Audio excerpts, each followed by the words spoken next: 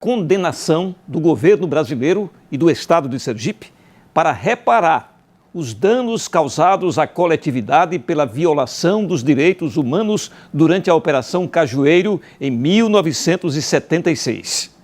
A ação civil movida pelo Ministério Público Federal pede a condenação do Estado e da União por violações durante a ditadura militar. Quando a gente identifica que existe uma situação de grave violação de direitos humanos, praticada pelo próprio Estado, de forma sistemática, contra a sua população civil, e nesse caso especificamente porque eram pessoas consideradas opositoras do regime militar. A ação pede a reparação e a preservação da história e da memória dos fatos.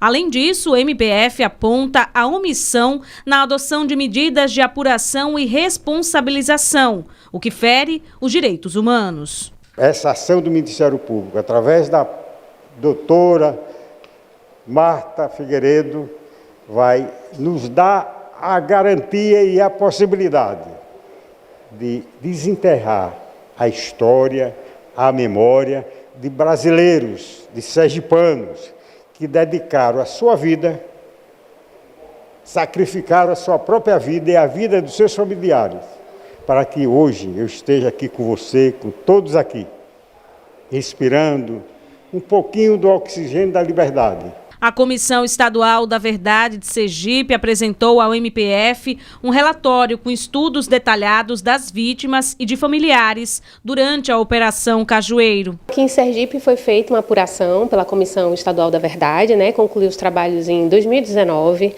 publicou um relatório final para toda a sociedade brasileira, que hoje está disponível na internet, com as suas constatações, e dentre elas está a Operação Cajueiro, que foi considerada a atuação mais violenta do regime militar contra cidadãos e cidadãs aqui de Sergipe, que aconteceu aqui em Aracaju, em fevereiro de 1976. A Operação Cajueiro teve início em Aracaju no dia 20 de fevereiro de 1976. A ação foi coordenada por equipes das Forças Armadas e agentes da Força de Segurança Estadual e Nacional. Ao todo, 24 pessoas foram presas e torturadas. Quem viveu os momentos de terror e tortura jamais vão esquecer esse capítulo sofrido da história. Particularmente, fiquei preso lá 8 dias, tá certo? Eles suspeitaram que eu era um militante do PCB, mas não apenas eu, mas outros personagens que foram presos.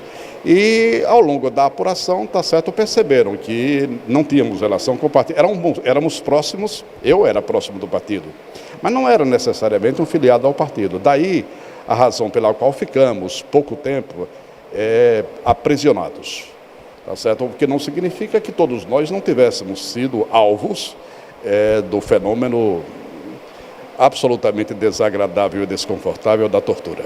Eu, o companheiro Jacques Figueiredo, que não está mais aqui, o companheiro Milton, também não está mais aqui, o companheiro Carivaldo, não está mais aqui, a gente tivemos que continuar por mais 50 dias preso no 28, aguardando que a auditoria militar marcasse o julgamento da prisão preventiva. Por exemplo, na minha prisão, o que aconteceu em termos profissionais, em termos familiares, isso é muito importante para as novas gerações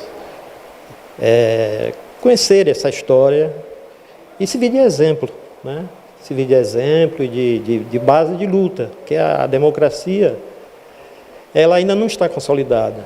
Entre as medidas indicadas na ação, o MPF pede a realização de um ato público de reconhecimento da responsabilidade e um pedido de desculpas tanto do Estado quanto da União, além de outras ações de reparação. A condenação ao pagamento de danos morais coletivos, criação de espaços de memória. Isso é um eixo de atuação importante na justiça de transição para que a gente consiga resgatar a história e afastar o apagamento desses fatos tão relevantes, porque isso acaba deteriorando a nossa democracia e é uma obrigação do Estado, da União, de realizar esse tipo de atividade justamente para que fatos dessa natureza não aconteçam mais, que é o que a gente chama de não repetição.